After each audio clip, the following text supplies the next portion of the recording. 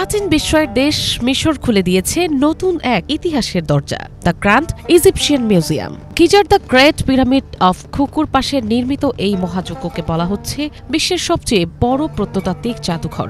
তবে সবারই আগ্রহ কি আছে বিশ্বের সবচেয়ে বড় এই জাদুঘরে? এই জাদুঘরে পা রাখলেই প্রথমেই চোখ পড়বে প্রাচীন মিশরের গৌরবগাথা এক ইতিহাসে। প্রাক রাজবংশীয় সময় থেকে শুরু করে গ্রিক ও রোমান সভ্যতার প্রায় ৭,০০০ বছরের ইতিহাস সাজানো আছে এখানে। রাখা হয়েছে ১ লাখেরও বেশি প্রত্নবস্তু, যা ইতিহাসের নিঃশব্দ এক একটি সাক্ষী।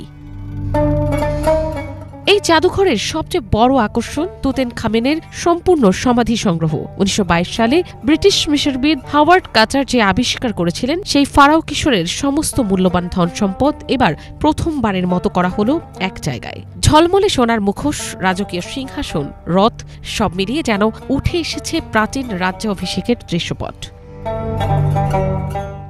$১.২ বিলিয়ন ব্যয়ে নির্মিত এই জাদুঘর বছরে প্রায় ৮০ লাখ দর্শনার্থীকে আকর্ষণ করবে বলে আশা করছে মিশর। ৫ লাখ বর্গমিটার জুড়ে বিস্তৃত এই স্থাপত্যের নকশায় আছে পিরামিডের ছায়া, দেয়ালে আঁকা প্রাচীন মিশরীয় লিপি, আর প্রবেশদ্বারে প্রহরীর মতো দাঁড়িয়ে রয়েছে ৩,২০০ বছরের পুরনো ফারাও রামেসিস দ্য গ্রেটের ১১ মিটার উচ্চতার মূর্তি, যা দীর্ঘযাত্রা শেষে ২০০৬ সালে কায়রো রেল স্টেশনের কাছে থেকে সংগ্রহ করে এখানে স্থাপন করা হয়েছে।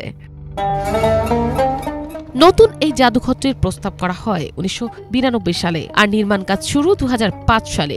আরব বসন্তের রাজনৈতিক আলোড়ন, কোভিড মহামারী, আঞ্চলিক অস্থিরতায় বারবার থমকে গিয়েছে এর নির্মাণ কাজ। ২ শতকেরও বেশি সময় পর অবশেষে আলোর মুখ দেখল এই বিশ্ব ঐতিহ্য বহনকারী জাদুঘর। বিশেষজ্ঞরা বলছেন, শুধু জাদুঘর নয়, এটি সভ্যতার নতুন গবেষণা কেন্দ্র। তুতেনখামেনের সোনালী মুখোশ থেকে রামেসিসের ভাস্কর্য, প্রতিটি নিদর্শন যেন বলছে প্রাচীন মহিমার গল্প, আর আধুনিক প্রযুক্তির আলোয় খুলছে নতুন নতুন ব্যাখ্যা, নতুন জানার পথ। মিশর শুধু অতীত তুলে ধরেনি, সাজিয়েছে ভবিষ্যতের মঞ্চ, যেখানে ইতিহাস কথা বলবে প্রযুক্তি, সংস্কৃতি আর বিস্ময়ের সুরে।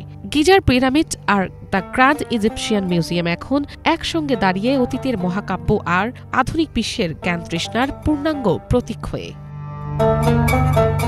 মিনালা দিবা, বাংলা ভিশন।